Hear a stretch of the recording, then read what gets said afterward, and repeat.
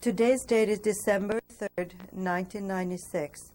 The survivor is Dina Muller, born Adler, Dinamuller, Adler. The interviewer is Judy Brewer, Breuer.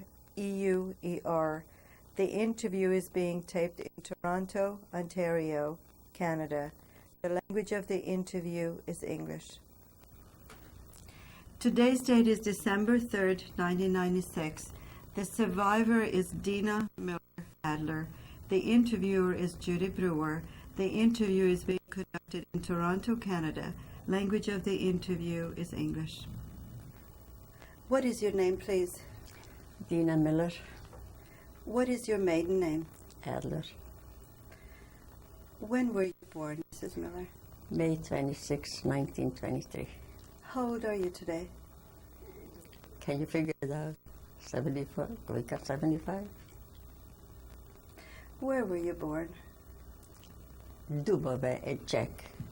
Hungarian, the buckle there was Hungarian for a while, then was Czechoslovakia. I was born when it was Czechoslovakia, the Czechs were there.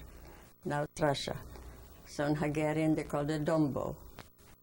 Czech is Dubove, Where is Dombo located? in the Carpathian. It's Okres Čačova, the next biggest city is Tečevo. Čačova in Czech. Can you spell it for me, please? Oh boy. Tečevo or Čačova. T-A-C-H-O-V-E.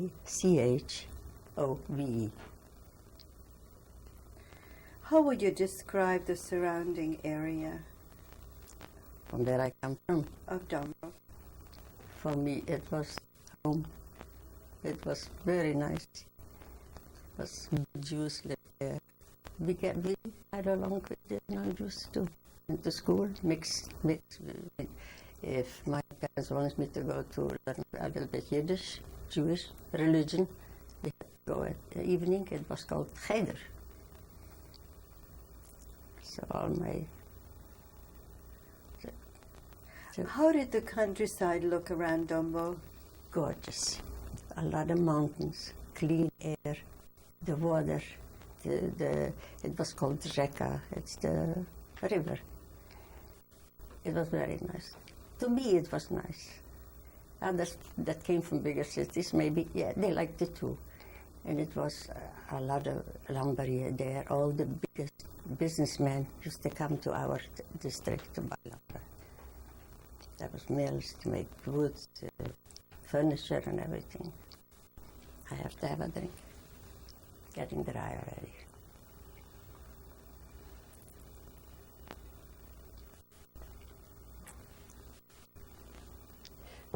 How many people lived in Dombo? You know what? I forgot. My husband would know better. It wasn't a city, it was a big town. A few hundred, 500-600 people, Jewish families. It was. 500-600 Jewish families? Yes. And they all lived in the main streets and the others out. How did people make a living there, the Gentile people? Well, they had cattle, they had fields, they had the vegetables growing, they bring it into the market every day, and the butchers went to buy for meat to whatever, and things like that. They made butter and the milk and everything was from there. When was market day? Which day? It wasn't once a week, once a month only. But there was a place that whenever the people had something to sell, they bring it down to that spot.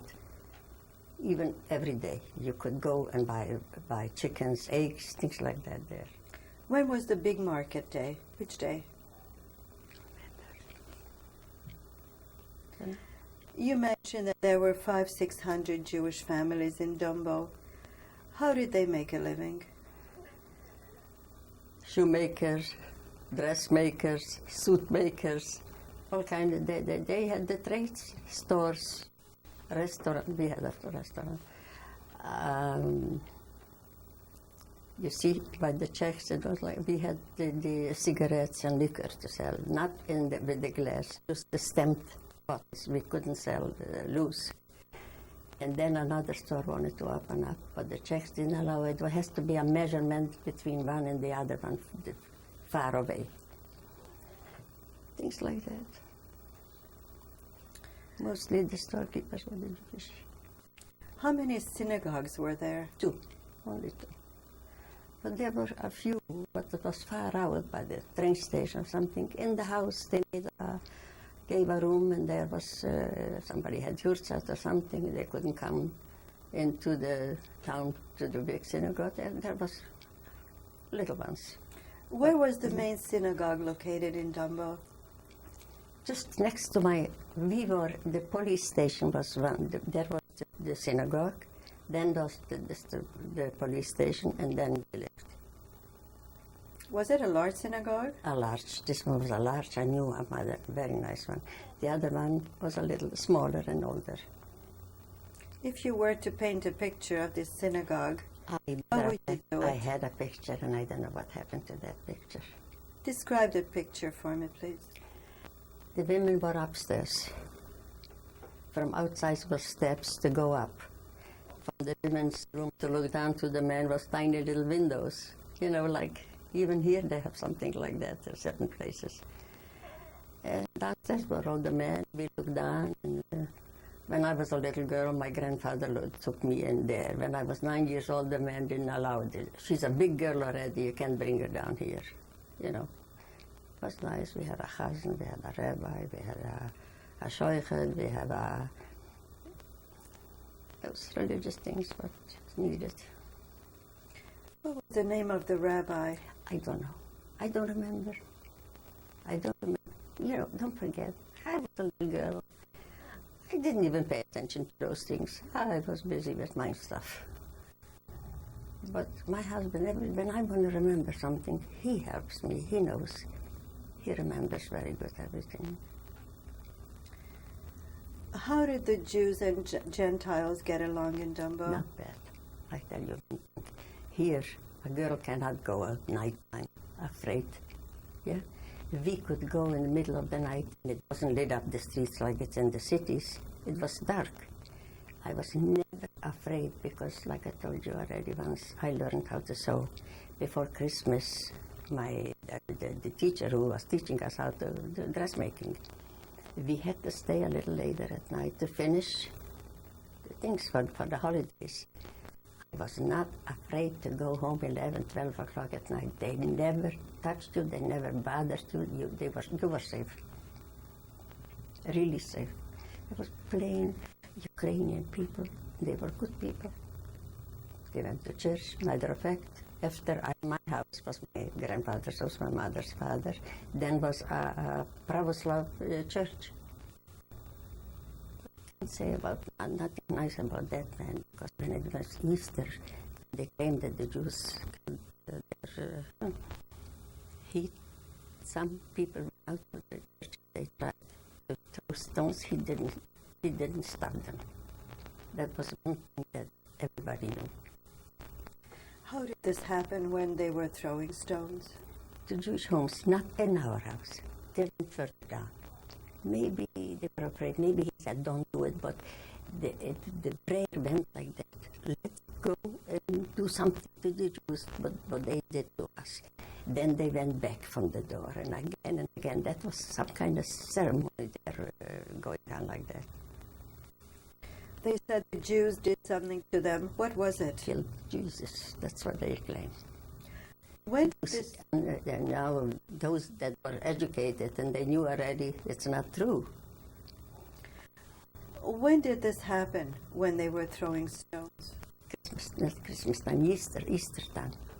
About Passover, which year? that was our Passover, is their Easter, approximately. How old were you about when this happened? I remember I was 5 years, 10 years, it was going on year after year. I remember my mother used to lock the doors that evening, and turn up all the lights. So I knew that they have to be careful. That is the day when they are very sore at the Jews. Did anyone ever get hurt? Not really. Not that I know of, no. It happened in Poland, the things I heard, what happened a lot. But, What happened the next day after the throne Nothing. stowing? You went out on the street and everything was like normal? Everything was normal, yeah. It was forgotten until next Easter? Till next Easter. You talked about your grandparents, Mrs. Muller. How many grandparents did I know? My father's mother was in another country, in Romania. She was 100 years old when she was taken to Auschwitz. I saw her twice in my life. What was her name? Jutta. Adler. My father was an Adler. I told you my mother was an Adler. So she told my father, you know, that I didn't know my father. Never knew my father. I was born after. He was sick, he died, and my mother was pregnant with me. I have his name. He was Daniel, so that's why they gave me a name, Dina. Your grandmother's name was Jetta. Jetta. Your grandfather's name? Yakov. Did you know him at all? No. What about on the other side? Did you know your grandparents? From my mother's side. My mother's mother died before I was born. That picture what I showed you today, but is just 2 years older than me, her name was after that grandmother. I knew the grandfather. I knew my mother's father. What was his name? Hersh. Do you have any fond memories of your grandfather? Yes. The fond memories were he was sick, he was bad, he was 86 years old. When I came home from school, every time another granddaughter had to go, he wasn't left alone for a minute. As soon as I came home from school, my mother says, now go release your sister. She has to eat something, let her come home. You go and sit with grandfather till somebody else will take over. That's how it went. Did your grandfather tell you stories of olden times? Yes. Nice stories, yeah. Do you have anything that you would like to talk about? Any stories? Yes. No. I'll be there when I was a child. The first memory what I have from my childhood. I must have been not more than 3 years old, between 3 and 4, because a child from 3 years remembers. And I said it, my mother, when she heard what happened to me, so my sister said, she couldn't remember, she was too small. We remember when it happened, they remembered. My mother says, because I explained to her, I said, I can't take you to the spot where it happened. And I do remember that. It was a holiday or Saturday. All the fathers were in the synagogue, and the children my age, we were outside running around playing. When it was over, every child ran to their father. And some fathers picked up the child, and some gave him a hug or take the hand and kept on walking. Daddy, you know, in Yiddish. I ran over to a man, and I said also, Daddy, and he pushed me away. I didn't cry, but I still feel it, what I felt then. I was ashamed and embarrassed. Everybody's father picked up their kids, and I wanted the father to pick me up too. I ran home. The table was set to eat. And I didn't want to eat. I just said to my mother, she didn't know what happened. But my grandfather came out from the shul a little later, you know, an old man sits and talks a little bit. And when he made like that to me, go away, little girl, go away. And I felt very lost. So my grandfather came out and he asked what happened here. So they told him the story. He went over to him and he gave him what he deserved. And other men went over to him. You could be ashamed of yourself. You have children yourself. That kid wanted to do what the other kids did. Was it so hard for you to give her a pet? I came home and I said to my mother, I don't need it. I just want to go to sleep. I was even ashamed to tell my mother that nobody wanted me outside in the street. And we'll stop there. You understand? I remember that. For a little girl this age. Mrs. Miller, what was the name of your father? Daniel. Avrum Daniel. Son of Yaakov. That father of his was some man, everybody was telling me. He was writing Torahs and everything, you know, his handprint, they have to do by hand, you know.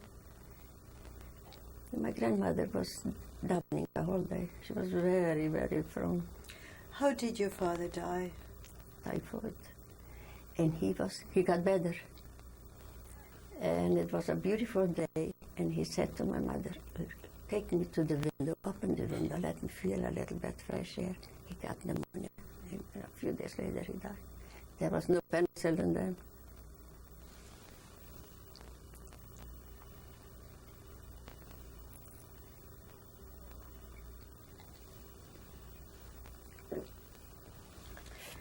What was the name of your mother?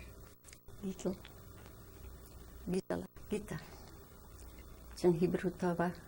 My daughter's name is named after her. When I was pregnant with my daughter after the war, also everything was too soon. I had a dream that my mother is alive. And she was fat. She was such a nice woman, a tall woman, and watching her, really good looking. And all of a sudden I said, Mama, you're alive and you didn't look for me that I came out alive. I knew that I came from Auschwitz and the whole thing. And she says, yes, but I couldn't walk. I couldn't walk and I didn't know where to find you. And she was hidden in the shul, in the synagogue, underneath the steps where the women go up to the shul. That was the dream. And she took me there almost in the mud. She was the whole time. And I couldn't get to her. I just kept on saying, and I was crying for you so much. And if I would have known you're alive, how different everything would have been. And all of a sudden she gets up and she starts going away.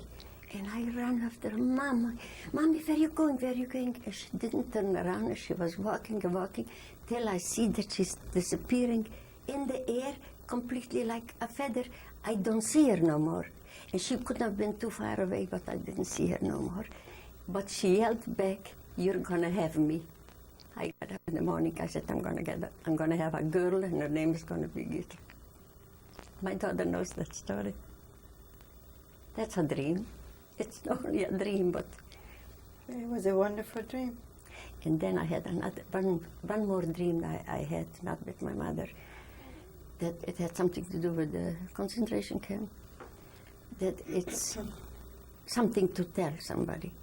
I was dreaming that I was in a cell, like they make somewhere around they put up to sleep, fishing, with a zipper to close up. It's completely closed in. What is it called? A tent? A tent. They see, I'm missing words.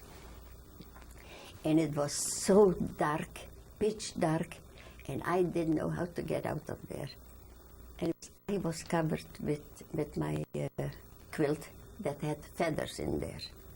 And I was so desperate to get out, to tear off a piece. I had those two pointed teeth. I took it in my mouth and I made a hole. And I did make a hole in my sleep. And when I felt a little hole, I put in my fingers and I tore it. And as it was tearing, you know, that material is like a paper when you tear, strong paper. It made a terrible sound, and the feathers all over on my face. That's when I woke up. What does that mean? I wanted to be free. It was something, nothing important. Your mother became a widow at a very young age. 35 years old. How many children The did she ninth have? child. I was the ninth child. I was born How did 2 your months mother manage to support children? Well, 9 children. the whole family pitched in. She too came from a big family. Sisters and brothers, they were all married. One had one child, one had two. She had younger sisters. They came. My grandmother and my grandfather were still alive when I was born, apparently. Yeah. They came, and they wanted to take away 3 kids from my mother. They're going to keep him. My mother said, no. What will happen to one will happen to all of them. No way. My mother was busy. She took over the store, and she was a very good business lady. When she came back, an aunt came, my father's brother's wife. She came for those kids. Whatever she picked, she was looking for shoes for the kids and something to dress. She put on, and she went. My mother ran to the train station to take the kids back. There was a woman in the house helping, my grandfather, my mother's father. Everybody helped a little bit. And then when the Hungarian came in, and they took away the IPOR, how do you say in English, IPOR? A license. A license for the store. She made a restaurant. She was doing okay. It wasn't a picnic. The kids, we learned we have to help one another. Then I got a little bit bigger, and my sister started to dictate me already what I have to do. She kept on always saying, leave the kid alone, leave the kid alone. She protected me. There was a little jealousy from the other sisters, but are not much older than me, but still alive. The one is coming for Pesach, I hope. Mrs. Miller, what was this restaurant like? The restaurant, as I told you, we had a big house, a lot of rooms. There was no hotel in Dubai, and there was no restaurants where to eat. Business people, a lot of business people came to our town. She was a terrific cook, cooking and baking. There wasn't another one like it. It was famous. People talked about it. We have somebody, yeah, but they have to order it there. That wasn't a restaurant like here. You prepare it just in case people come in. No, you knew tomorrow I'm going to have so many people. You understand? And some people even rented some rooms to sleep over. The big business people. How many people helped your mother in this restaurant? The sisters, the bigger sisters. Your sisters? Of course. We had our own waitresses and everything. Let me tell you, my mother was to be admired, the way she handled everything. She had a strong hand over us, never lifted a hand on us, but talk. And when she was talking to us, I wish that she give me a slap rather than talk. It went in, we were crying. She was very, very clever. She used to say to us, you know, girls, the boys come in with an excuse to buy cigarettes, you know, things like that. And they want to hold hands or something. My mother she never stopped a boy to come into the house, in the kitchen or in the room where we were sitting. But don't look for a way to be alone with my daughter. Where everybody is, you can come in, you're very welcome. She used to say like that to us, girls, you have to be super good. You have to be super watching the way you behave. Because another girl in the city, in the town, if she does something, you know, people like to talk. In a small town, you know everything what is cooking in the next house. They said, hey, there's a boy going constantly to this. So I saw them holding hands or something like that. That was not allowed, you know. It was old-fashioned, and it was then. My mother says, that girl, if they start talking in the city about her, that father will go and he give them an argument. Don't you dare talk about, you haven't got a father to talk for you, to speak up for you. You have to be super good. We understood it. What were your sisters called? The names of your sisters? I'll go in there. But the first, from the start, he wants to start? The first one. The sisters, or can I start Sisters. with my brother? He was the oldest. Let's start then with your brother. Baruch, he was the firstborn. Then was Esther. Then was another brother, Raphael, yeah. Then was Penina. tell Spiri, you know. She's alive, thank God, Spiri.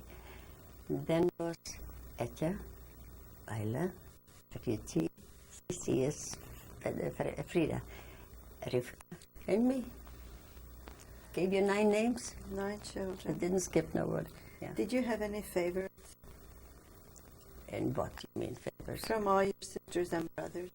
That Fizzy, she protected me. She was, if I needed something, she says, don't go to, I came home with a cry, something in the street happened. She says, don't go to Mom is now busy, come to me. She was like a mother to me. She was only 5 years older than me. Between her and me was that Rivka, what I showed you today, the picture. But she was she was like my mother, really, her nature and everything. She used to come to me, she used to set me on her lap and tell me, and I'm going to go and I'm going to fix it, you know, but don't go to Mommy. Don't leave her alone now. She's got enough. That's how we were brought up. But she was terrific, you know. A girl will have a problem when she grows a little bit up. I didn't go to my mother, go to her. Did you have friends when you were a little girl? The whole world of friends. The whole school, everybody. I like people. Who was your best friend? Clara, she lives in Los Angeles. Tell me about Clara. Well, I can tell you one thing. They are multi-millionaires. Their name is Cass. Have you heard about him? He's a big builder. But fortunately, she had heart surgery 2 years ago. And something was in the brain, something was not good there. They operated that off. She's okay. What was she like when she was a little girl? Little girl, like any other little girl. A friend of mine, her father was a butcher. We used to go there. She used to come to us. The girls Saturday afternoon, not just my girlfriends, my other sisters, the younger sisters' girlfriends, they all liked to come to our house because in their house there was a father and he liked to sleep in the afternoon Shabbos. By us, mother went into our separate room and we were in the kitchen. We had a big, big kitchen with even an oven to bake bread and everything. We used to sing and tell stories. A big garden. Summer we went in back into the garden. What kind of songs did you sing? Jackson from the school. Any favorites? You want me to remember that when I have so much in my head? Sure I had, because we had our president, Tomas Garik Masaryk, for Banish, you know, the old man. There were special songs that we used to sing for his birthday. By the way, I had a voice to sing. There wasn't too many in the school. So when it was his birthday, him and another girl, another Jewish girl, she was solo, and I was the second. And if she got lost, because I have a good ear for music, when she got lost, I stopped mine. You know what I mean? We were harmonizing. When she got lost in the middle of the singing, she couldn't go back to her. She went into my kind of singing. So I stopped mine and I went into hers. And I remember the teacher said after, because a few schools came together and we were the only ones singing. The teacher said, if not Dina, you would have been lost on the ocean, the boat without the wheel.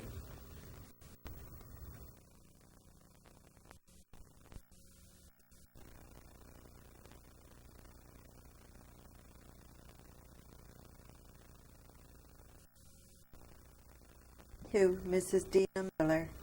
Mrs. Muller, please tell me about your school years. What were your favorite subjects at school? Nature, from the birds and the bees and from animals and things like that. Always interested. Even now, when it comes this week was the wild animals. I can watch it for hours. I even ordered for my daughter and for my son, for the little girls now. You know, from animals, what you're paying for the year to get. My son used to get it too. I forgot the extra. Did you have a pet? No. No pets in your house? Fish I used to have. A tank with fish. fish, guppies and things like that. When you were a little girl, Not did you have a any lot pets? too. When I was a cat. We had a cat. Oh, that cat. That cat, I never forget. They were taking it out from the house to the ghetto. That cat was sitting, we had a balcony in the back from the house. That cat was sitting at the top, and I thought that I see the cat crying. You mentioned that you always enjoyed singing. Did you I was a ever? happy kid. Did you ever hope for a singing career? No. I told you when I finished school. Well, I didn't finish school completely because the Hungarians came in and threw out the checks. And by that age, I didn't want to start. I was 16 years old. I didn't want to start with Hungarian language. I didn't know a word of Hungarian. How old were you, Mrs. Miller, when you noticed that things were starting to change? Things were different. The situation for us, for the Jews, it was already in 1930. Well, my brother and my sister went away in 1933 because they said here is going to happen something. They already, I didn't have time to think about those things. That they want to get away to Palestine, then it was called Israel. That was in 1933. In 1939, my sister, my favorite sister, she left, and it was already, we didn't have the store. Matter of fact, that letter, I got a letter.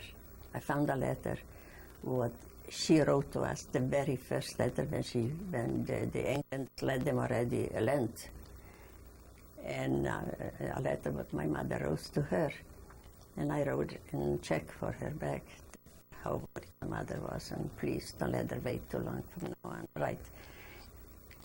That was already bad, because I see one letter I was reading now what my mother wrote to her. When I was in Israel, I found it. She's a collector. That the Ippor was taken away. We haven't got this, but thank God that people are coming, and we had 3 or 4 rooms already taken out for people. Even if they didn't stay for the whole time, but they made, next week we're coming again, they want to have the same room, so they paid for it. Your sister and brother left in 1933. 33. Was there already trouble brewing in 33? I guess so. Do you remember Okay. what? I remember one thing, that we got a letter from my brother from Israel, and he begged my mother to sell the house and give up the store and take me and my sister. We were still underage. We could have gone with the same passport with her. There was a few sisters already married here not in Israel, here. There was a year that 2 kids got married out of the house, a few years like that. And my mother went to supposedly be a very learned, clever man, and she showed him the letter. Look what he says. He says, Mama, come till you can. You can bring the 2 little girls like me and Rivka, and come. You're going to be here. We're going to be all together because something is waiting for you there, like a wild animal with the open mouth to swallow you. Those were his words. So my mother took the letter and went over to the very clever man and showed him. He says, what does he know that we don't know? And look at how he knew. That was a few years before it happened. No, she wouldn't go. How did things change after 1936? Oh, please. After 36. After 39, 36, 37, 38? It was bad. It was bad. It was bad. Describe the situation for me, please. Because if they take away the stores from the Jewish people, and all of a sudden they give it to the Goyim to come, they have the stores, and it hurts. All your life you were honest. You know what my mother used to say? There wasn't in the store packaged everything. There was sacks of sugar, sacks of rice, of flour, and salt, and things like that. And my mother, there was a scale. They used to come and check the scale. It should be, but my mother used to say, when I die, and if they need a witness how honest I was with the scale, that scale should come and tell what they know about me. You understand? It was just, in Yiddish it sounds better. What else happened? They took away your restaurant. What else happened? So anyways, so many kids were married already. So it was me, yeah, there was my brother Baruch. He had a batya shoe in the Slovakia. So my sister, my favorite sister, what I talk about, they were all favorite. We were very close family. He needed her. She was like a business lady. I'm telling you, she had a head like my mother, a business. She wanted to do something, not to learn how to sew, make dresses. She wanted to do something more. She went there and she was his everything, the right hand. She kept the books for him and she helped in the sale. All of a sudden, there in the Slovakia, if you know the history, there was the first one that Hitler came and took all the Jewish girls to Auschwitz. When I came to Auschwitz, they were there already almost 3 years. They had already hair, grown up, and they had positions already. So she came home, and there was a boy who used to be in the Hakshara. You know what a Hakshara is? And he had a certificate legal to go to Israel. He didn't have to go. But it didn't work. They were 5 weeks under. Yeah, they got engaged. They didn't marry. They didn't. It wasn't a good pair. But just they got engaged to have a paper to show that they are together, that they can go. She can go on his paper to Israel. They were 5 weeks on the ocean. The Englanders didn't let them in. And when they did go in already, and 2 boats before they drowned, everybody drowned in the ocean. When they did go in, they didn't release them to go. I had a sister and a brother already there, married, and children. They put them in a jail, like, in a camp. When did the Germans come in to your town? The Germans didn't come in. The Hungarians came in, and I despised them just like the Germans. They were very bad, very bad. What did they do? They did what Hitler told them to do. They took us together to take us to the camp, not the Germans. The Hungarians and you must have heard. They are. Because there was from the very first war, when people, neighbors of ours, they came home and injured with 1 leg, 1 arm, but they had a lot of show what a good soldiers they were. And when the Hungarians get together, all the Jews to go to the ghetto, first they took us into a shul overnight, in the shul, in the synagogue, till all the trains were waiting. And those people couldn't go fast enough, like they said, fast, come, move, let's moving. So with the gun, they helped push them. They gave them over the head, over the back. They couldn't run. When was this? Which year and which month? That was in 44. But I want you to know, we were lucky. We were still 3 weeks at home. When all the towns, there was not a Jew left anymore, because we tried with money, the city, the town, to buy off that it is a typhoid sickness going on, so they made nobody can come into Dombo, nobody can go out till that epidemic is over. Whose idea was this? I don't know. It were men with a lot of money, and they tried. That man that was reading the letter from my brother to go. What was his name? Fried. Solomon Fried. He lived through he was in Budapest in that home, what is it called? The Schweizer house.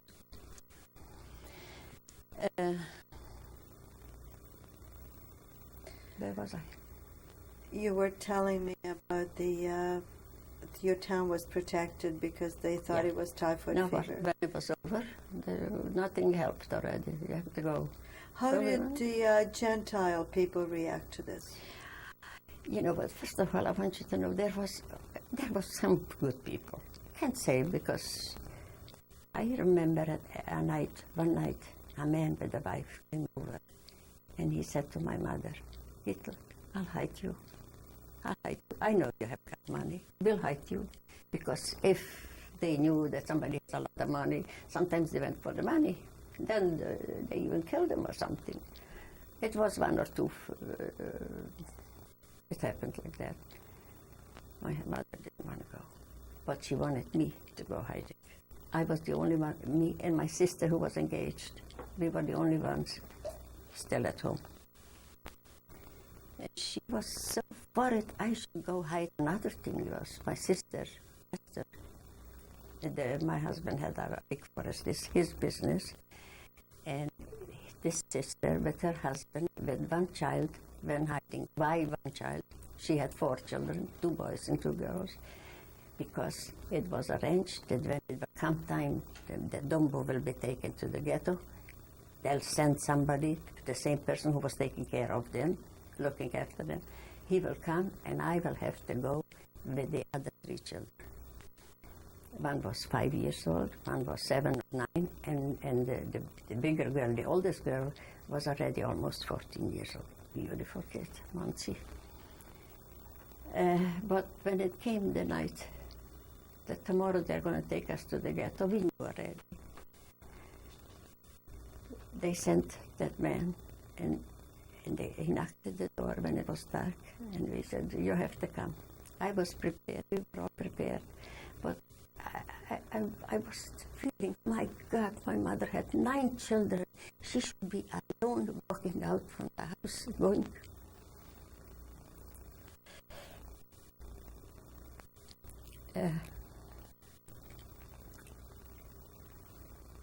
With my rucksack, my stuff, we had to have empty because we had to go over mountains and over water. The kids were ready. There was my husband's sister. She was hiding by us too, because that town where my husband comes from was already in the ghettos. And he, because he was also there hidden, so it was rearranged, and a brother's son. And the men keep on knocking at the window. You have to come before we have to. It will take hours till we get out from the town to the forest. As soon as daylight, and I can't, they're going to catch us and kill us all.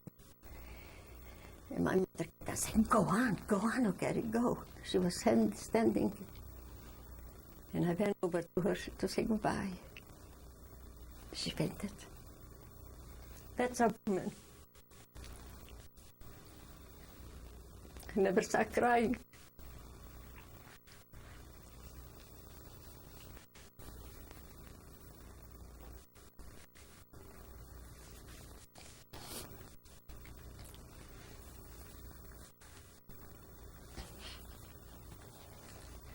Anyways,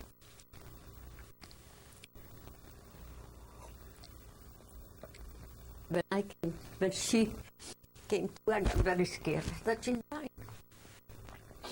I took down everything what I had prepared to carry and back. I'm not going, but I said to my sister and my husband's sister, you go, the parents are waiting for the kids there. And they said, if you're not going, we are not going. And my mother saw what is going to happen here. Here is my sister with the father, with the mother, for those children waiting for them. She went over to next door. Her parents lived, her father, but he wasn't with us anymore. But her cousin was there. And she said, please go and tell Dina to go, but let her not say goodbye. I don't want to see when she walks out from the house.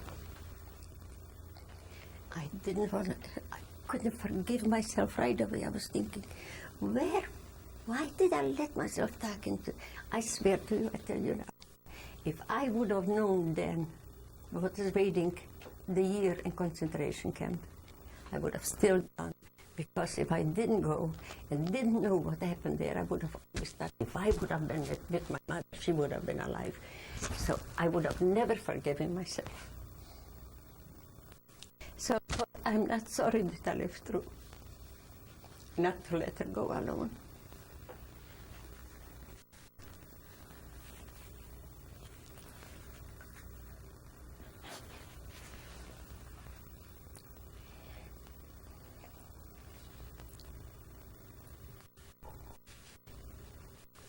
see. I said, I'm going to be okay.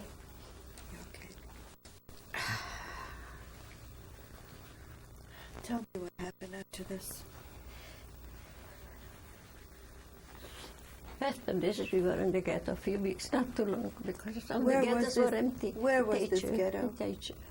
How far did you have to go to get to the A ghetto? few hours with the train. Few hours. What was this train like? The ghetto. The train. That train was nothing to talk about. But when the gendering by every station, they came in, give me the rings, give me the watch, give me schlepping. Before the Germans take it, they wanted to take. They were rough. How many people were with you on this train? I don't know. It was, it wasn't a train like for passengers. It was a train for kettles. So when we came into there, and you know what, the schlepping, you bring bedding, you bring a little bit close to change. We didn't know where we were. We are supposed to go to a place where there's nobody working the fields. We are going to work.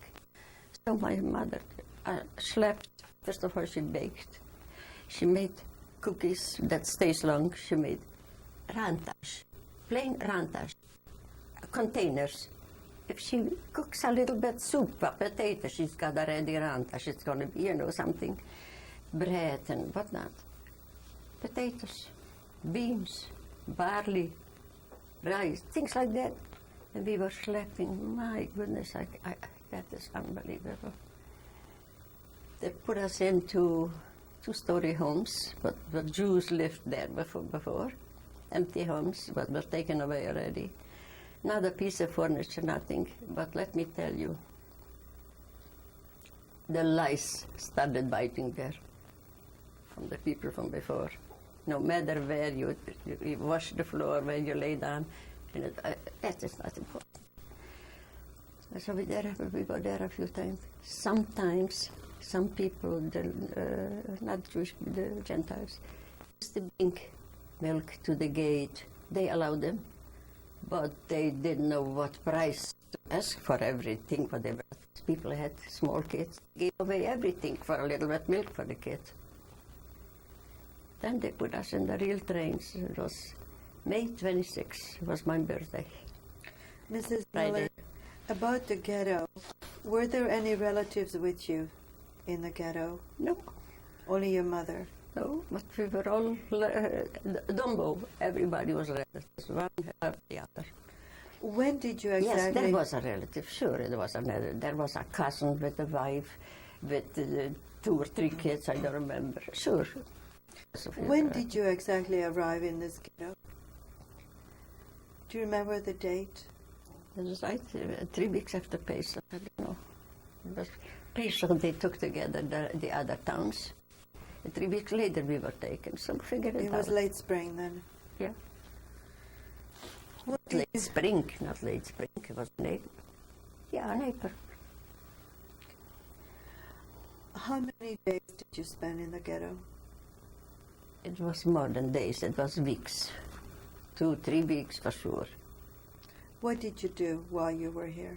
Nothing. What Did you do? get any news No, from anybody? No, nothing. They also, the only reason that the Hungarians were holding, yeah, they picked a few Jewish people to be at the gates. They didn't want to do everything. They put people to watch. Nobody should come in or out from the gate. They have to do it. There were guards then at the gate? Guards, of course. Jewish guards? A few, yeah, beside them, the Hungarian gendarme. How did these Gender. guards behave? The Jewish The guards. Jewish guards. They were okay. They had families in the rooms there, but they had to do. They said they made a Judenrat, so they picked one, and he had to report everything what is happening to the others. Who was this man? I don't know. A man from Dumbo. Has anything happened in the ghetto that was No. he had to report? No. Everybody behaved very well. What about the Hungarians, the gendarmes? They weren't good from the start. What And did they you know, do? we were next door, like I told you. There was the Urmester, something. I don't remember the ranks because I didn't know very Sergeant? good Hungarian. Yes, his wife, an older couple, they had no children. Apparently, having a child, she got crippled. She was completely somehow crippled. And she, when he was on Strash, on call, he didn't come home for the night. He had to go. She was afraid to sleep alone. She, or me, or my sister had to go sleep with her. She was very good friends with my mother. She too wanted to send me to her parents to hide me. She told me, I wouldn't do that, no. But she says, you don't look like a Jewish girl, nobody will know. When did you have to board the next train? When you got out of the ghetto? But let me tell you how I got out from the ghetto. And they took us to the train station. There was a basement. We had to sleep overnight. That was Friday, May 26. My baby was born down there in the basement. In the morning, they took us there was the train station where we were spending the night. In the morning, they put us, it was Pinkhurst, Sunday, Monday, SHOAH. Religious people, they never went in a car, Shabbos, a little holiday, they put in a holiday like that, they put them on the train. They were davening the whole time. Some lost their mind, they were davening, shuckling, you know, and there wasn't room to sit for everybody. Half of the, how do you call it? It's not every section. The wagon. Half of them were sitting and the other hand standing. Then they took turns. Those that were sitting got up and we were sitting down. Did you know where you were going? No. We came to Chop. In Chop, we were standing, the train was standing a few hours. But you could see out because the windows in those wagons were so high up. And tiny little windows like here when the air comes out. But we had a lot of luggage, and we somebody heard a voice yelling my mother's name. My mother was a Munkatabor, my brother. And he heard that transport is from his hometown, and he was running and was yelling my mother's name. And all of a sudden I hear somebody says, Gittel, this is Burach, this is your son. And she got very excited, so they gave all the luggage there, she should get up. And I heard her say, Burach, where are they taking us? She asked my brother. He says, I don't know, Mama. He came out alive. He lost his wife and children. He came out every year. He used to call me, lived in Long Island. A few years ago he died. Every year he called up on that day. He says, Dina, you remember? But I had still the luck to talk to Mama a day before we arrived to Auschwitz, or 2 days before. They talked to each other, but did they see each other? No. She saw him. He was looking up. Anyways, he says, do you need something? And she says, a little bit of water if you have to give us. We don't need, we had dry fruits and everything. And he ran, and he was trying everything. I heard that were hitting him and everything, but he ignored it. He got something, just up now. He got something and he brought it over and they didn't let him give it in. They had to open the door to let it in. That was it. But it was a memory for me too. It was something for him that he still saw my mother. Were there children on your train? Of course. What happened to the children? What happened in Auschwitz? Not in Auschwitz, in the train. They were there. They had nursing babies. They were bigger babies. They ate what everybody ate. They didn't. There was no toilet, you know. They ate. Somebody gave a piece of sheet or something. They made a rape, and that's it. But nobody had to go. If you don't eat, you don't eat. You are nothing. You were standing at this train station in Chop. That's what you were telling me. That's when my brother hurt him. After this, how long did it take before you arrived at your destination? I tell you. Friday was the 26th. Monday we arrived to Auschwitz. The 29th. Was it during the day or night? In the morning. In the morning we arrived. Oh, there it was. The rushing. Yeah, in Chop, the Hungarians gave over. They took us all the way, only to Chop.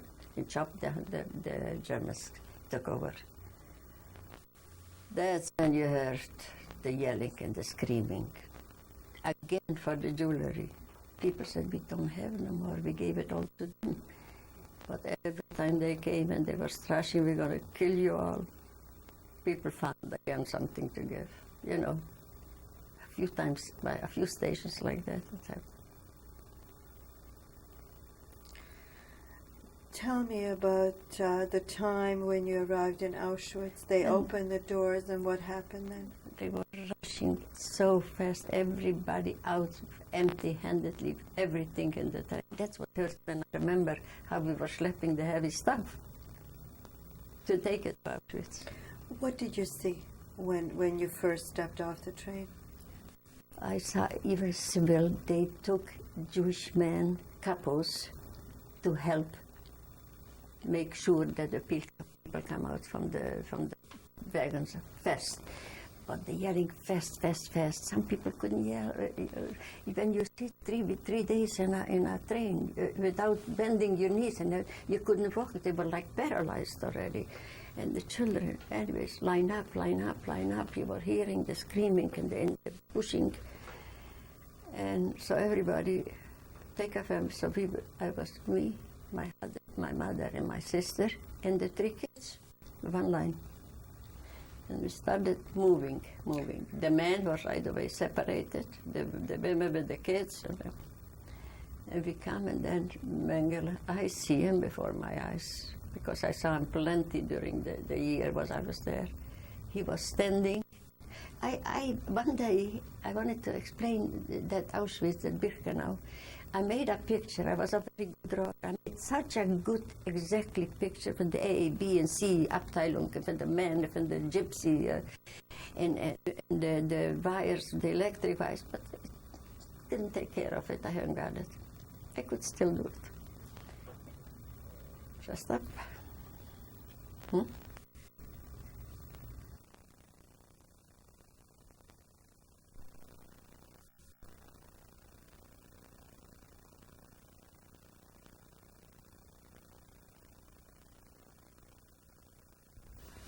Tape number 3, Mrs. Dina Muller.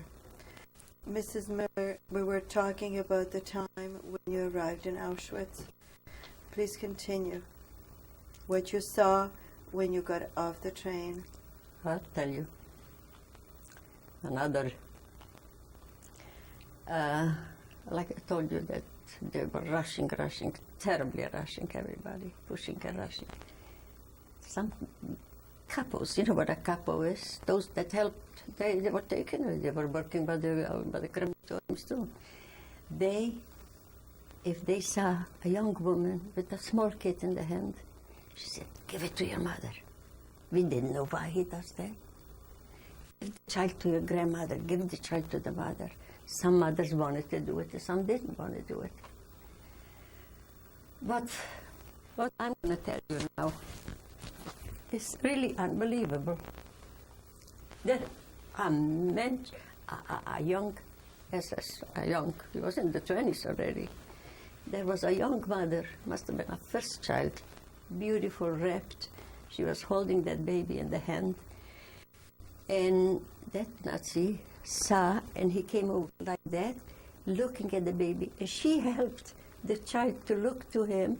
She thought that he is admiring how beautiful that baby is. Maybe he'll help her something. He grabbed that kid, I'm going to show you how. He grabbed that kid out from the blanket like that. And here was a post. He took that kid, no hand. He took the kid by the chest with the blanket, and he smashed the head against the post.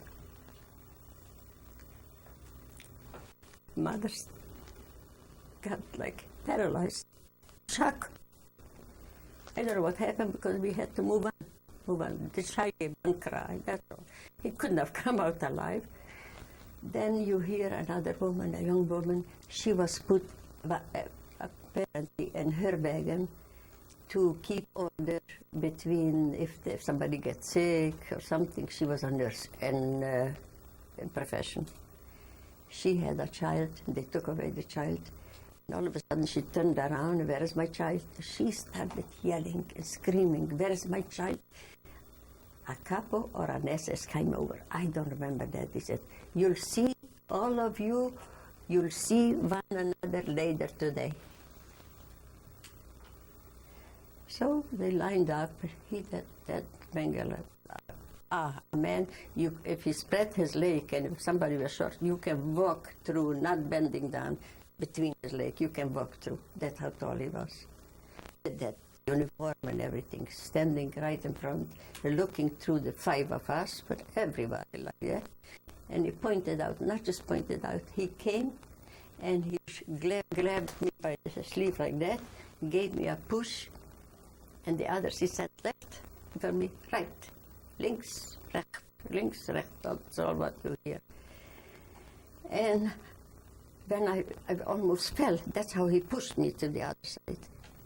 Only me from the whole line. There was a sister who was engaged. There was a 14-year-old kid, my sister's daughter.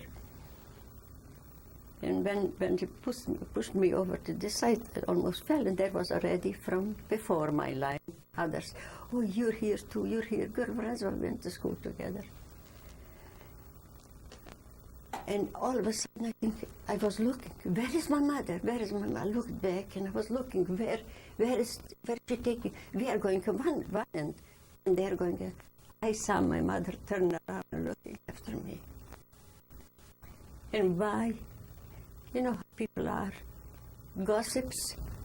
In the train was going around a story that they heard that the Germans are going to take all the young girls for the German soldiers, and the old ones will go to work. Did you ever hear something like that? My mother heard that. And she thought, who knows where? Poor mother. Who knows where they're taking me? It wasn't true. They didn't even touch a Jewish girl with a stick because they called us Misthofen. You know what Misthofen is? Mist is garbage. A hofen is a bunch, a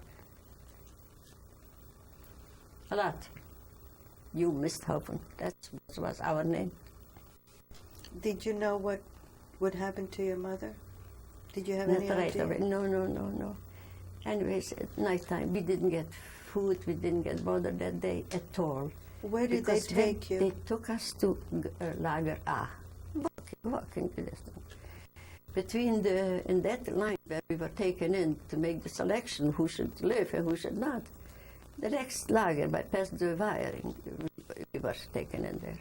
So it was barracks waiting for us. They started putting a few people in this one, a few people in this one, till it was taken a whole day like that. At night time, the first night, there was 3 sections, the bed, how do you call those beds? I wasn't at the top bed.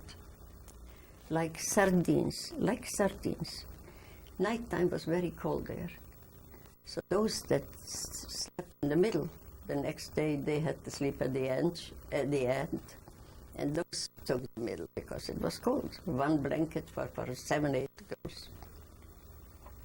And in the morning, but before that, we started feeling burning flesh. The smell was so bad, it's unbelievable. So we started questioning, what is it? Oh, the old rags and clothing and everything, they are burning shoes, that's what it is. So the lights out, because the SS are making, go through the lager to see what's going on there. All of a sudden you hear a young voice, a girl, of course a girl, we were just women. All of a sudden crying out, "Mama, Mama," she started calling Mama. So if one starts, the other one starts, and it became, so the block tested the girl who was taken, there was in every block, one Jewish girl also, put on, to keep order. She came out, she started walking up and down, and she said, "Calm down, everybody. From now on, you have no mother, you have no father. Take care of yourself. If you want to live, you behave, do what you're told. So, but you cannot cry out loud, because the SS are a whole night on the street listening. Some people had to go to the washroom. There was a night sperre. You know what sperre is? No allowed out, because the toilets and the washrooms were far away. We were at block 9, and that was in 30 and 31.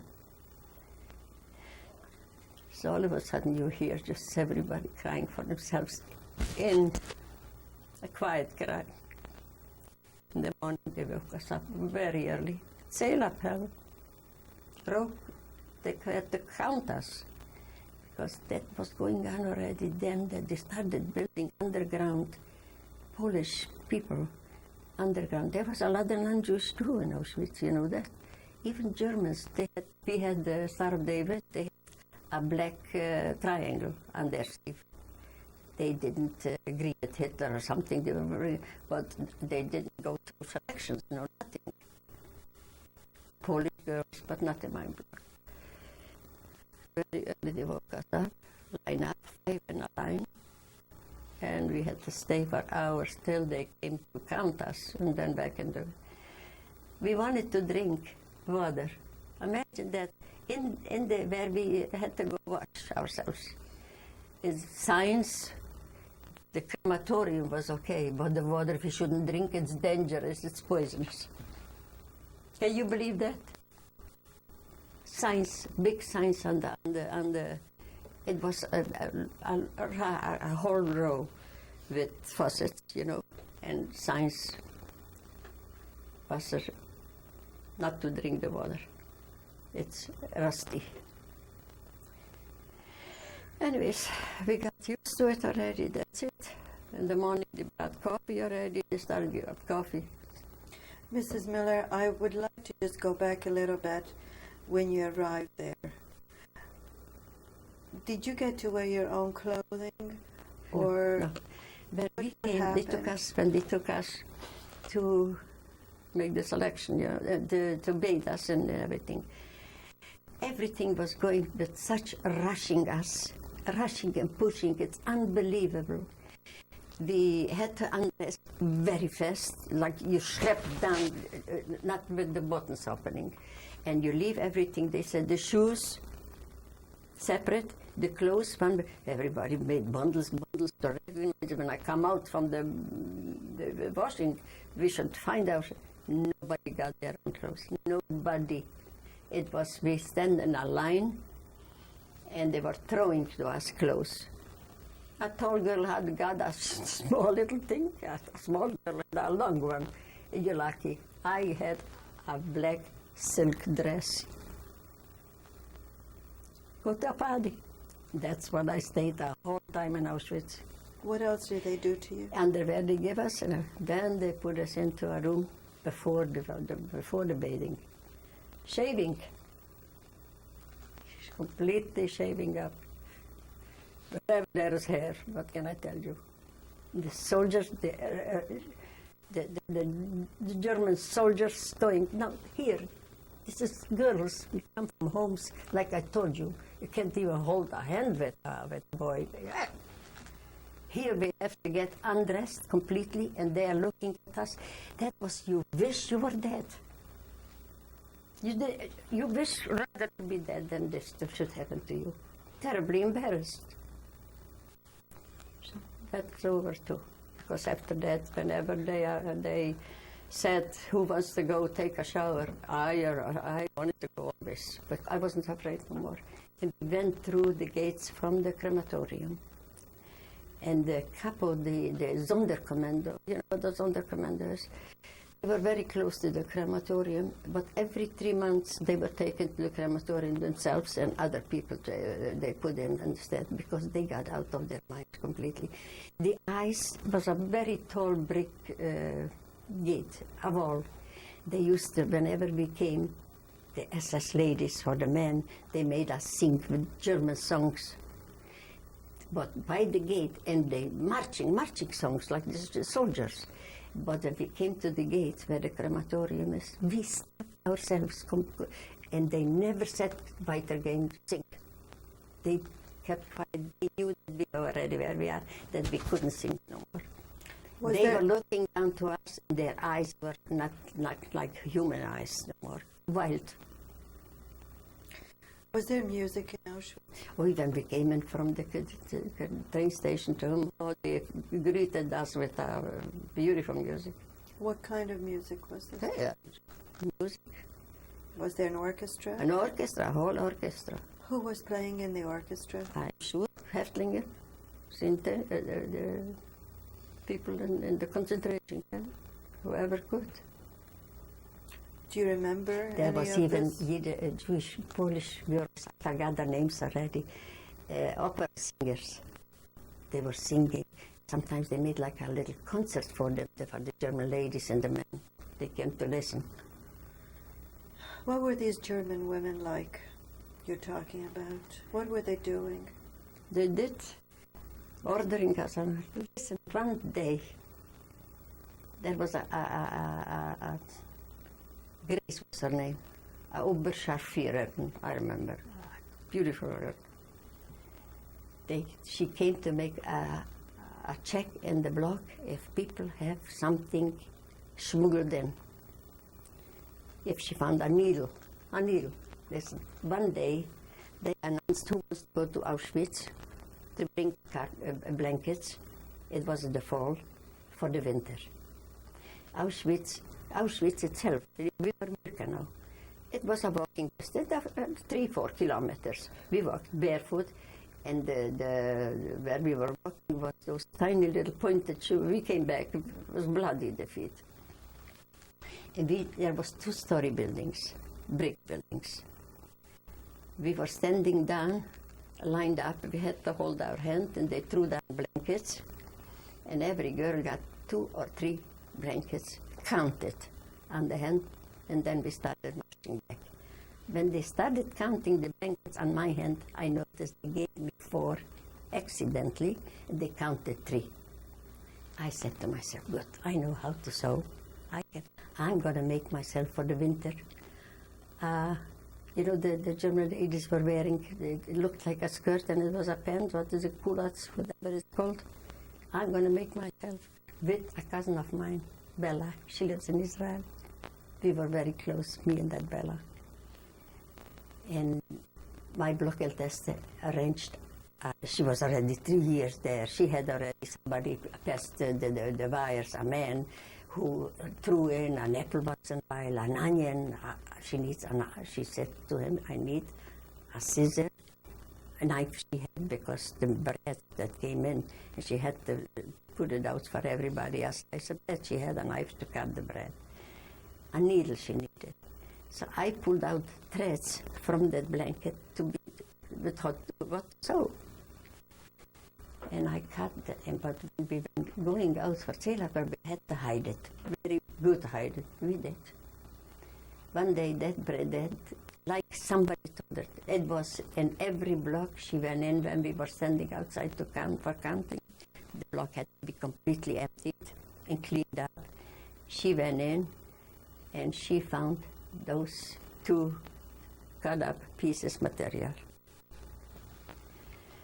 She came out, she says to the Blockeltest, to the one what is responsible what we are doing, she says, you better bring me the girl who's doing that. And she knew that Bella was her niece. And she came out, and I saw right away, and her eyes are red. But she has to do what the other lady tells her. And she says, you better, whoever didn't look at us, she doesn't know who does it. She's responsible. She would have been killed right away. Whoever feels it's yours, you better step out and say you're the one. Me and that girl, I stepped out. But I tell you the truth, I'm embarrassed to tell right away. I peed in my pants I got so scared, but not, I knew this up. I knew what's going to happen. We came over to her, and like we said to one another what we're going to do. We said, Frau Oberscharführerin, schlagen Sie uns. We asked her to hit us, not to do what she wanted to do. You know what she answered? Why should I hit you? It will cost you 5 minutes. 5 minutes and plus. Like we were supposed to go to the gas chamber. But meantime, we had to go in the middle of the road on our knees, and all of a sudden we look back and we look from this block is coming out somebody with the whole length of the street from number 1 to 31. The street, the middle street, somebody was kneeling here and there. And I looked to my block, and I see my block tester, and she's crying. She ran into she knew that we are going to be taken away from that kneeling. Came out, you know, they took young girls, they dressed them beautiful, whatever they needed, a messenger. She was running, telling what has to be done. Anyway, that messenger came running, we were lucky. Came running, she said there was an ambulance. A block was done like an ambulance. If somebody got injured, they took you in there and they gave you a bandage or something. But behind the block was a ditch with very dirty water, a lot accumulated. We had to clean out that ditch. All the girls who were, we made a chain. One took water out. I gave it to her. She gave me a dry one. It was going on all day. All of a sudden, in the middle of the day, from my block, came running girls. They said, you go rest now. We take over a little bit for you. But one was standing, watching if an SS come. We would be still right away there. A week we had to do that punish work. That was lucky. Imagine that. Huh? What we did wrong. What was the name of the block tester? Minka. She's still alive. Where was she from? Slovakia. From Bartveld. I was reading today from Elie Wiesel. He interviewed somebody from, if he interviewed or what, I don't know. It was a story about Bartveld. What kind of person was Minka? A good-hearted person, like there is no.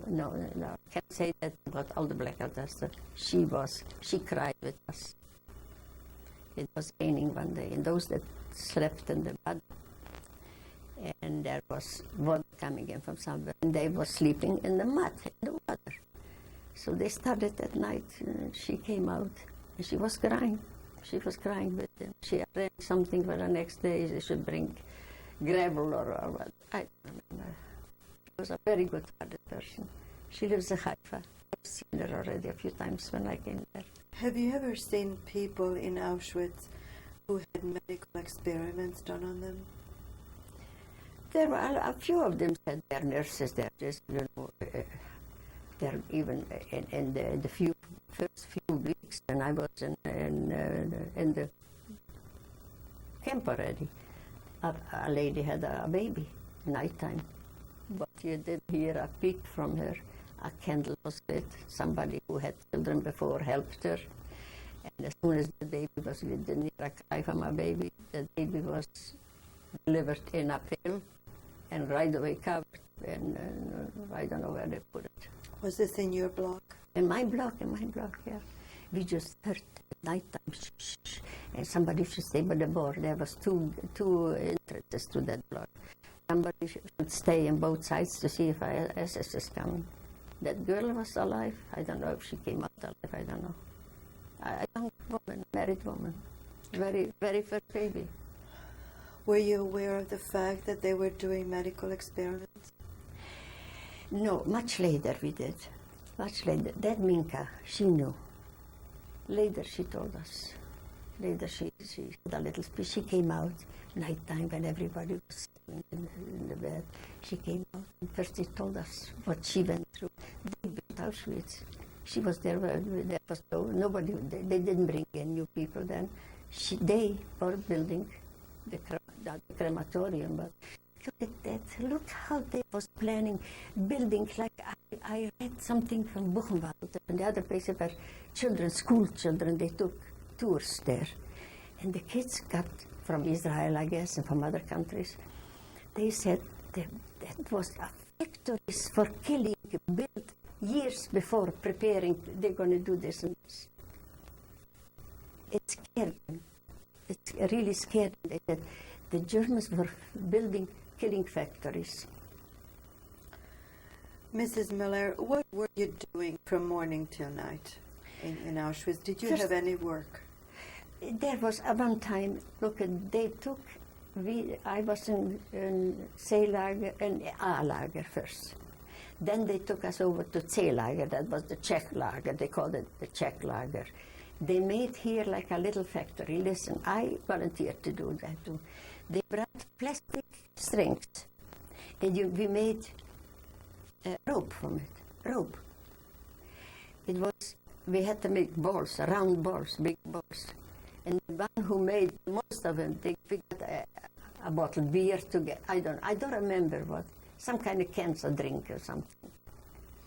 What was this for? They made for the boats, I don't know what, they said that this is much stronger than from a rope. Plastic, the see-through plastic, cut thin stripes, and we had to roll two together, you know, roll that each individual, and then together and make big balls. That was one thing. Then we had to do our own work. Every day, twice a day, we had to go to the kitchen. People were hiding, they didn't want to do that. Standing outside, the big cans taller than us girls. And it was very heavy. In the morning with the coffee, and at night the soup. That was hard work. It was very hard work, especially some of the Polish people, they came from ghettos and were very hungry already. They came to the lung, some kind of spitting back, skin and bone. We weren't like that. We were still okay. So they took out, they didn't have shoes. They had those, you know, wooden things. They, in the middle of the road, they were waiting for us to come. They took off the shoe and then stripped fast over into the kettle and drinking from that. And even if somebody was hitting them in the bed, they were drinking it. We couldn't do that, something like that, because we weren't that hungry. We didn't go through what they went through, really. Did you have friends with you in the barracks? You make friends. We were all friends. One helped How another. how did you help each other? When we saw an SS coming, hey, don't do that. Come on, stand. You know, things like that. But if somebody didn't have, something happened to the bread, you know, how do we cut the bread? To make sure that one hasn't got a little bigger piece than the other. We took a piece of wheat, a straw, and with that we measured to cut exactly. We were looking so they shouldn't cheat you. In the soup that they bring you think that you get each individual, they bring one pot for 7, 8 girls. So everybody gave a drink. So in the beginning, the soup is loose. It's very watery. By the end, whatever it is there, a potato or something, it's settled.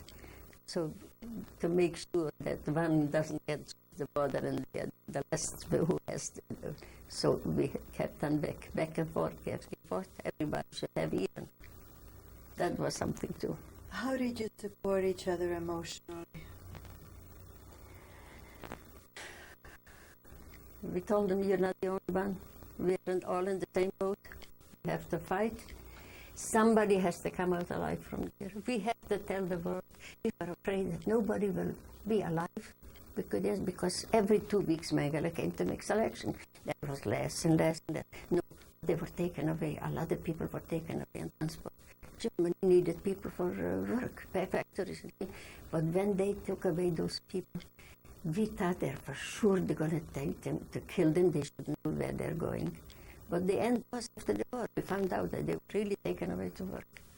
And they had it better than us in Auschwitz. Did you ever want to go to work? No, we didn't believe they were taken to work. I was happy every time when it passed. Oh, I'm still here. I wasn't selected. All of us like that. We used to cry for those that are gone. But the truth is, they were taken to work. During these terrible days, Mrs. Muller, you made friends in the barracks. Sure. Did you also remember old times? Oh, Did you remember No. poems, songs? no, What were you talking We didn't about? feel like singing because meantime it was just to come, and the smell came again very often. Again, because they started taking from one place to the other, bringing to kill them. That smell, the flesh burning, unbelievable. What we used to do, we used to lay and talk. Today's Friday night. The house is spotless. The soup is smelling, the fish, the challah. We used to cook and talk about food. Only from food we were talking. At least talking. The time came when you had to leave Auschwitz. When the Nazis ran away, they were hiding. Tell me about that. How did that happen? One night, midnight, they woke us up. It was so cold winter, January. Which year was this? 18 January 1945. They all of a sudden they started ringing, but already a few days before we saw something was going on, because from Auschwitz they started shifting out trucks and trucks of everything. They had magazines there with clothing, with golden teeth, and all that. You saw already.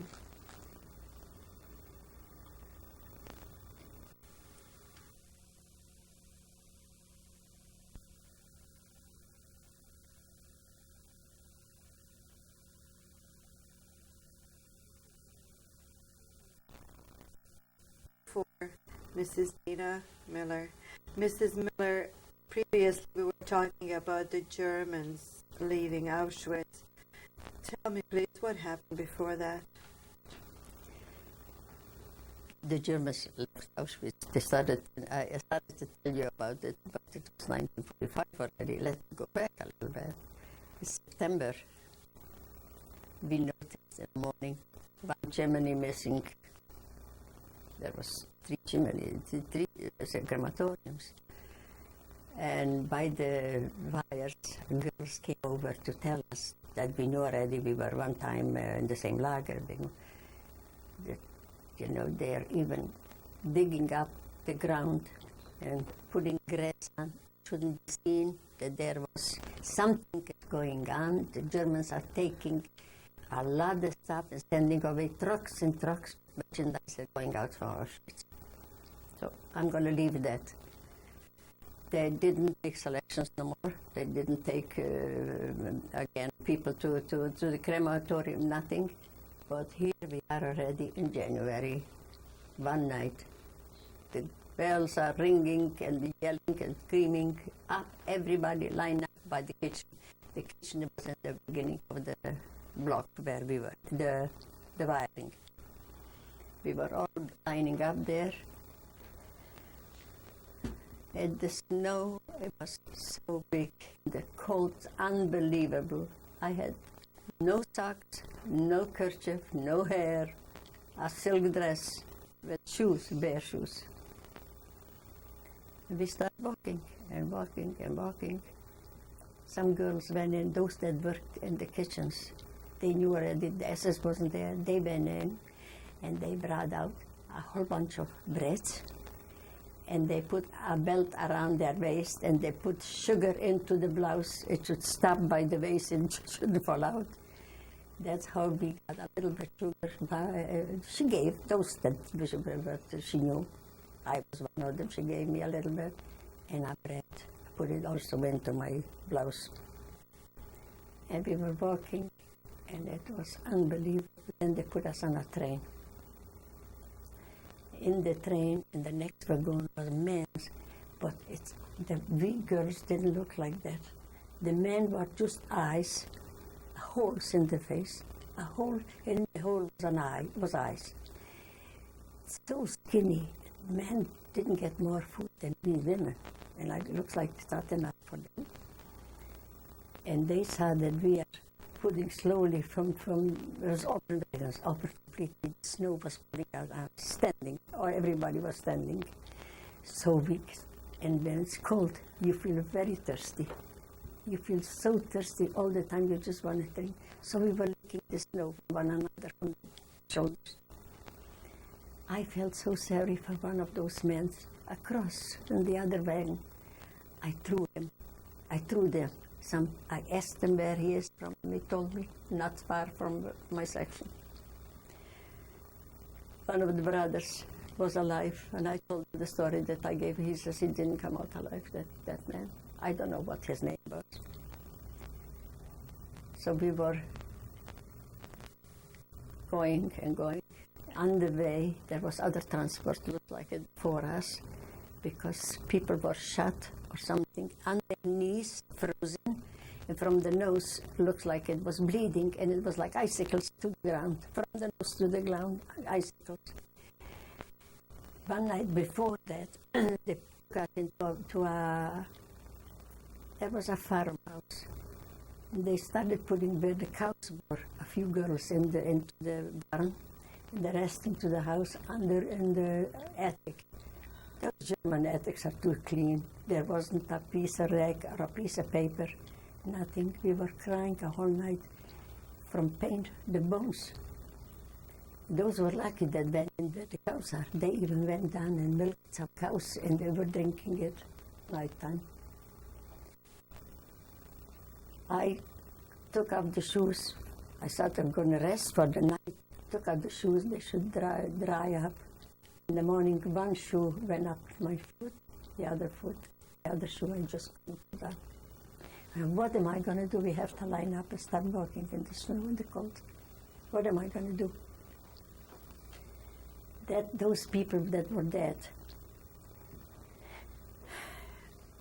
had a shoe on. I took out one shoe and I put it on. My shoes were not pointed, the front. This was on a completely pointed shoe. Who cares as long as I have a pair of shoes? That's how I was walking the rest of the winter. They took us to Ravensbrück. You heard about Ravensbrück? That was the first station. How many days did it take to I get to can't Ravensbrück? tell you. I really can't tell you because we were already on the way. A girl, she couldn't walk no more. No, that was another time, the walking, the dead march. That was another time when he killed her. We came to Ravensbrück. It was an overfilled lager. Wherever we want to go on the bed, they pushed us away. There's no room for you. But they had to, because that's what they put here. The 2 girls here, the 3 girls here. We didn't stay too long there. They took us again. The whole Ravensbrück was evacuated again. You know, the Russians, the French, the Americans, the England, they kept on closing in on those people, and they were saving their lives with us. They didn't leave us behind. They should run away, the Germans. They didn't want to leave nobody behind alive because we are going to tell the story. They tried to kill us all, but they didn't have ammunition. Yeah, I'm telling you, they didn't have ammunition no more. They just, wherever they had to run away, we had to run with them. And the bombarding was going on already. We saw every bomb that fell down. And that was the best music for us, even if we're going to get killed. But they have it. They're getting theirs. And then we went to another lager. I can't tell you the days or the weeks. It was going on from January till April. Here a little bit, there a little, 5 different places. Some people there in end of March, beginning of April, they were working the fields ready. There were Polish goyim, and there was Ukrainian working, and because they went to Germany to work, you know, they paid for them. We heard them yelling out, "The war is over. The war is over, Hitler is dead." But we thought they are teasing us. Look, they're not Jewish. They see the way we look. They are just want to tell us. And they did good, if we would have only believed. But what could we do? We are still surrendered with SS watching us. Every night they let us rest, or when it was even daytime, when it was bombarding, as soon as the siren went on, everybody had to go on their stomach, flat down, and they hiding their lives like that. They took out the helmet, and I tell you that the planes came down so low, they saw us. A day later or a few days later, the same plane we saw are following us. Wherever we were walking, they were there. We took off whatever we have, a schmatter to make they should see us. They went down one side at us, the windows and the planes. Till it came the last day, they put us into a forest. A beautiful place, a thick forest with trees, but they didn't let us into the path. The trees are just on the free. There was a water. They lined up 10 girls at a time. They let us go to the water, wash up or drink a little bit from the dirty water, whatever. Then they,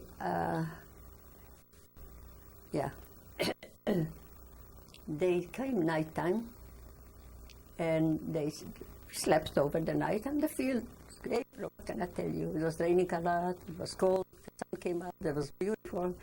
But we were, wherever we are, we have to raid at that spot, lay down and rest for the night. One morning, that was going on a few times like that. One morning, we get up from that place, what I tell you, from that little beautiful forest there. And we get up. It's daytime already because they started very early with the marching again. And we start talking, look, no SS, because every morning when we get up in the night, you see them walking and watching out there. Nobody should run away or climb a tree or something. Where are they? What happened to the SS? So it started, you know, shishkin. Everybody knows something. Nobody knows nothing.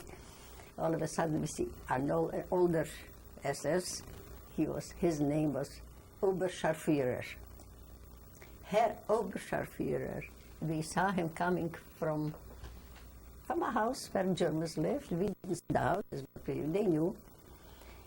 And so we right away, automatically, we get up, line up, fight again. He passes the entrance to us to come in, and he passes us.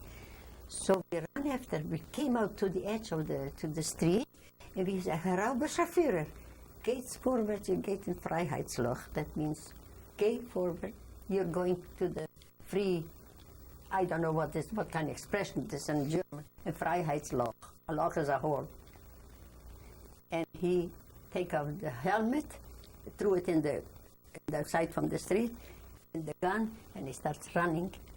We didn't run after him, but we got somehow started going towards where he's running, this way, but we started stopping. One girl says, wait a minute, something happened here. Or animals is around here, or they're going to come and shoot us all.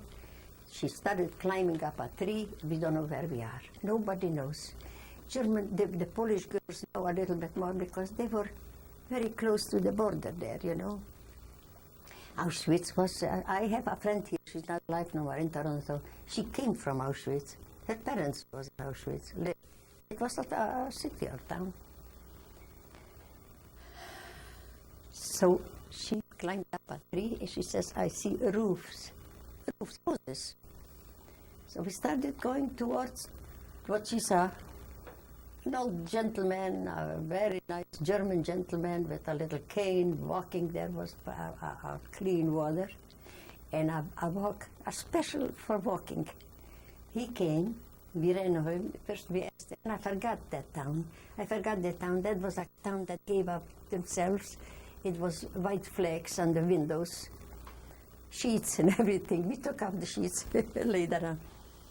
And so he told us what that town, what it's called. He says they gave themselves up, but so many kilometers from here are the Russians, so many kilometers from here are the Americans. Nobody occupied it yet. Fine. He says, you go into that town, you go into the city hall, and you better give yourselves up, because otherwise they're going to put you in jail that you are spies.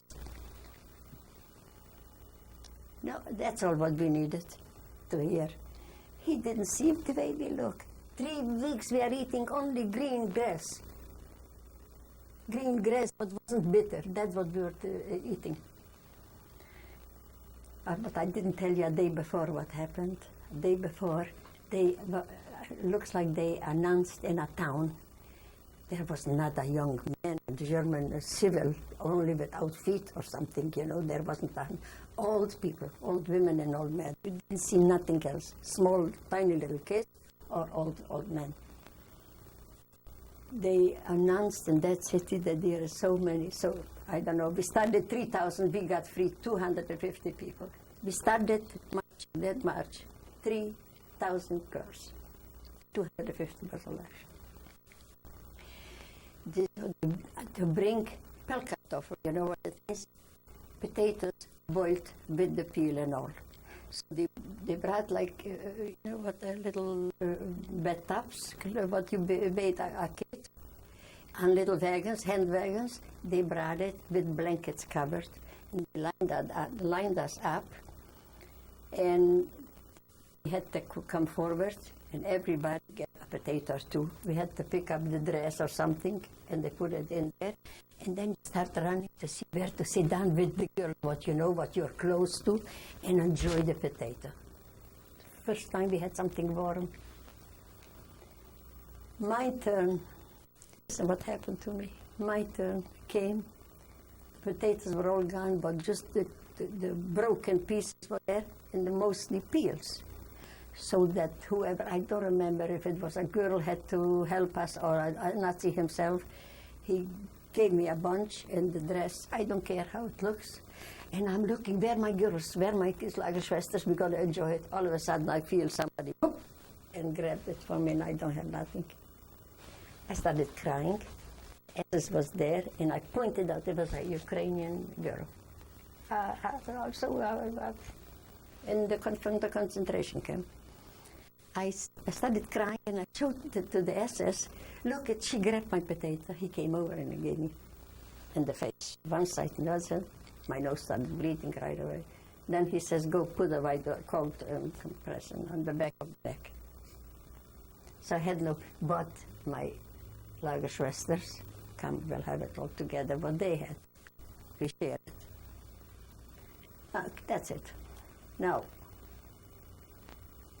we wanted to kill that man. When he says they're going to take us as spies, he ran away. Ich bin unschuldig. We did a little bit of damage. We gave him a little slap here, a slap here. Yeah. We didn't kill him. We went over to that lake. We washed ourselves. It was black. The hand here was the natural color. Here was black, like Nicholas we were. All of a sudden, we got a normal color. We came to the town, but there was already people from before us also, from other lagers. And they put us into a school, and then came a truck with fresh bread. I came a truck with straw, with sacks. We fill it up. We're going to sleep on the floors there. Good, wonderful. And then they brought us a milk soup, something light. And we said, tomorrow we're going to start. We are going to the Americans. We're not going to the Russians. What we started was the on name? our own. What was the name of this town? That's what I told you. All the years I knew it, and I should have put it on a paper. Can you spell for me the name you think it might be called? I tried so much already, because not too long ago, I still remember that town. What about the district? That I told you. That was this Spell it for me. Kreis Oschatz. Kreis, you know what it is. Kreis Oschatz, we were wandering 3 weeks, we saw only Kreis Oschatz. Mrs. Miller, spell that name for me, Oschatz. Give me a pencil with a paper and I will do it for you. I will do it for you. O-S... You see, I am talking like Czech, Oschatz. Oschatz. Fine, you're now in this town. What's happening now? No, we were sleeping over. Meantime, all of a sudden we look in the street. There was across the street a German. They had rabbits. People went in and grabbed the rabbits and took off the head, and they made fire on the street, and they were taking off the skin. And chickens, they did the same thing. Come on, have a feast, things like that. We started walking. Next day, we started walking towards them. We got a message. We got this instruction. They said, "Here, this road will take you where the Americans are. 28 kilometers we have to go." Meantime, it was already the 28th of January. And we are walking, and on the way, signs. You must live in those streets. Signs, come on in, you get bread, you get soup. We made ourselves a little sack on the shoulder to put in something. We stopped wherever they gave something. We stopped. If we need it or not, but we put it in that thing.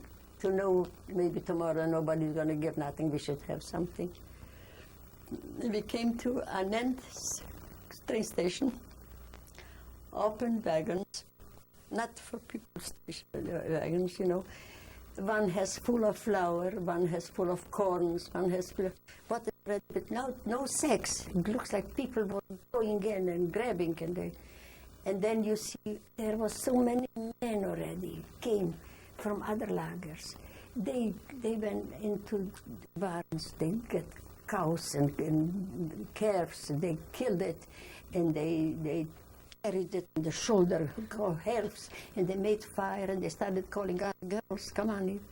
They fell like flies. They got typhus right away from so much not eating, and all of a sudden they started eating. That was Chazarai. We were me and one girl were all of a sudden remained alone. We were helping one another. One foot by me started swelling up. Like a barrel, I felt like the skin is going to bust. And I couldn't walk no more. They came into the station where that station, it looks like the owner ran away. A beautiful home he had there, with beautiful drapes and silver cutlets and the nicest things. The men started, they knew what to look for. I don't know, I didn't want nothing. I just want something sour. A sour pickle or something. I was dying for something sour, I don't know why. And they were carrying out cassettes full of, I don't know what they were carrying. Maybe they found, who knows what. I found that little, you want to give it to me? You know where it is? I'll show it you. I forgot completely. I took a souvenir. I took a souvenir from that train station. That's all. But I grabbed, it was a white brocade drapes. I grabbed that. And my friend, that Lagerschwester, she went down in the basement. She came up and she says, "You would see what is doing there. They say they haven't got nothing. There was meat, conserved. I don't know how they make it. Raw meat, not cooked, or maybe it was cooked. Bepas.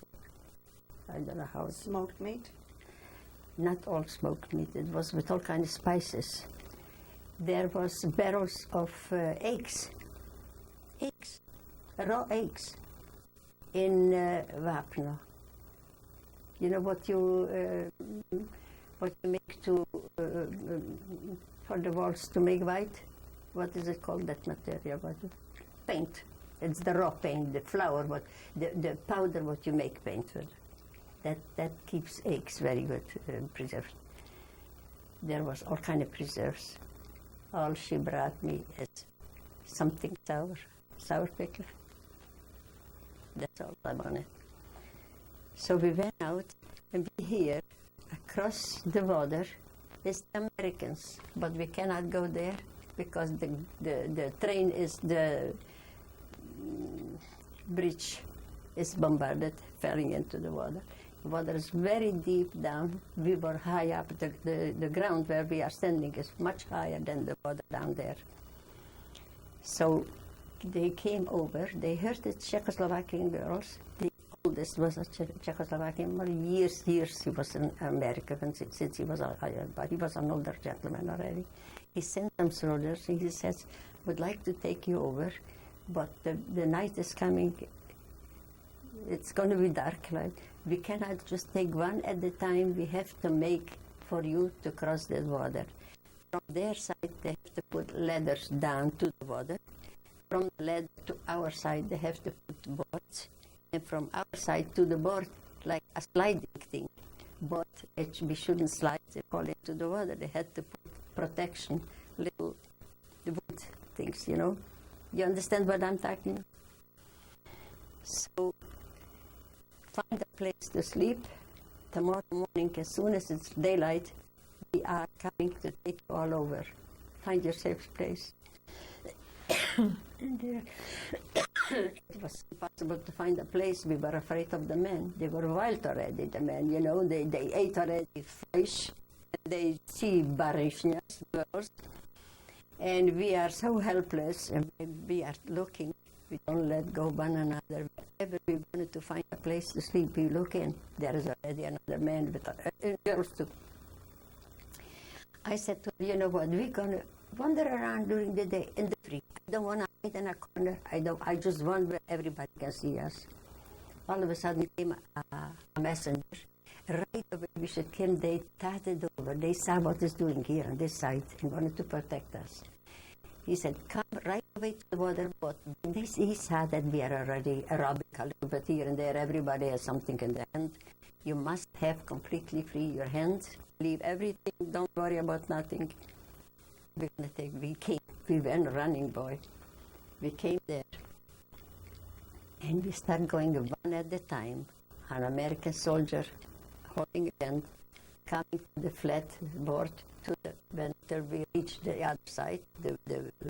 And one man, a soldier, on one ladder, a girl on the other ladder, holding on to us. We shouldn't fall. And somebody grabbing us already there. Took a few hours. Is it still okay? Took a few hours till we all passed. They took us into that villa. Now that was already something that is unbelievable to forget how good it was for us there. The first thing what they did is give us chewing gum. Never in my life did I see a chewing gum. And a package of cigarettes. And then some girls started smoking. And I'm trying to, and I'm coughing and crying, and I can't. And they teach you, not like that, not like that. Slowly, I became a smoker. But I stopped 2 years ago. Not a heavy smoker. My husband was very much against it.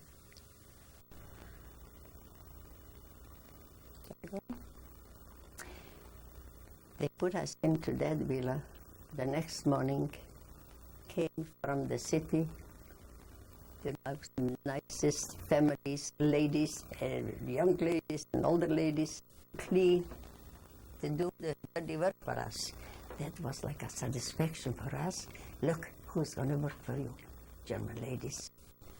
They started with diet.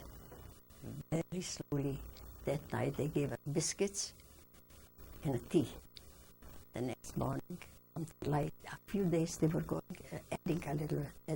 In the morning when we got up, we went onto the dining room. There was rooms and rooms and rooms, a big house. And they brought wagons. We saw every day coming merchandise with fruits and vegetables and all kind of food for us. We were there a few weeks. They started taking our names And it was, we heard on the radio our names announcing. People, if somebody wants to know we're alive, they should know. What was the name of this place? Grima. Grima. Grima was the name of the town? Or Of the the villa? The villa is another name. I have it. Can I go and give it to you? What happened after this? A rabbiner came from Israel to say the prayer. You know, if you were almost dying and you stay alive, there's a special prayer to say. He gave mezuzahs for us, for every girl. A doctor came to see me. I wasn't allowed to go walk around. He gave me some kind of pills to put in water, and from that water to make compresses on my foot. It was very small. I had to keep it elevated a little bit. It got better. One day, it's still going and working. One day, they gave us a day to rub. Go into any store, take what you like. We went into a store that there was only materials for dresses and for most expensive one. At a store like you never seen before, with shelves and full. I can sew whatever I say. I could walk out without nothing. But whole rolls, there's no time to take a scissor and take just pieces. I had to take all rolls. Now how am I going to take it to my place where we stay? I took a chair like that, and I put all the material on. I took string and I tied it onto the chair and started pulling the chair. It was walking distance where we are staying. One leg broke, the other leg. Anyways, I came there still. They brought sewing machines, and they asked whoever can sew, make for those that cannot sew. So I got busy. I wasn't the only one. It was when they brought a cook, a Czech cook, to cook Czech food for us.